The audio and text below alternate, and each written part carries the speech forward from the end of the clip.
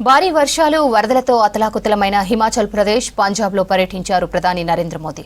వరద ప్రభావిత ప్రాంతాల్లో ఏరియల్ సర్వే నిర్వహించారు. వరద నష్టంపై ఆయా రాష్ట్ర ప్రభుత్వాలు ఏర్పాటు చేసిన వీడియో ప్రెజెంటేషన్ను చూశారు. హిమాచల్, పంజాబ్లో ప్రస్తుత పరిస్థితులపై ఆరా తీశారు. అలాగే సహాయక చర్యలపై ఎస్డీఆర్ఎఫ్, ఎన్డీఆర్ఎఫ్ సిబ్బందితో మాట్లాడారు. వరద బాధితులను కలిసి పరామర్శించారు ప్రధాని మోదీ.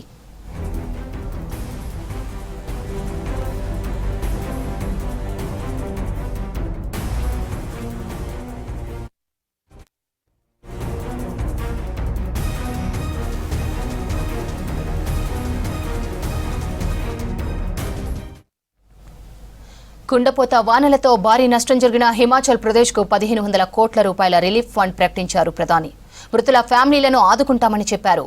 హిమాచల్లో పీఎం ఆవాస్ యోజన కింద ఇళ్లు నిర్మించనున్నట్లు తెలిపింది కేంద్రం. నేషనల్ హైవేలు, స్కూళ్లు పునరుద్ధరిస్తామని తెలిపింది. పీఎం ఎన్ఆర్ఎఫ్ కింద వరద బాధితులను ఆదుకుంటామన్నారు ప్రధాని మోదీ.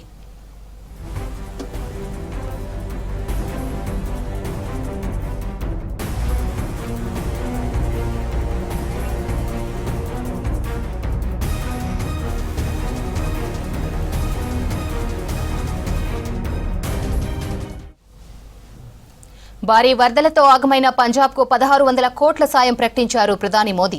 ఇప్పటికే ప్రకటించిన 1200 కోట్లకు ఈ నిధులు అదనమని తెలిపింది కేంద్రం. కష్టకాలంలో పంజాబ్ ప్రజలకు కేంద్రం అండగా ఉంటుందన్నారు ప్రధాని.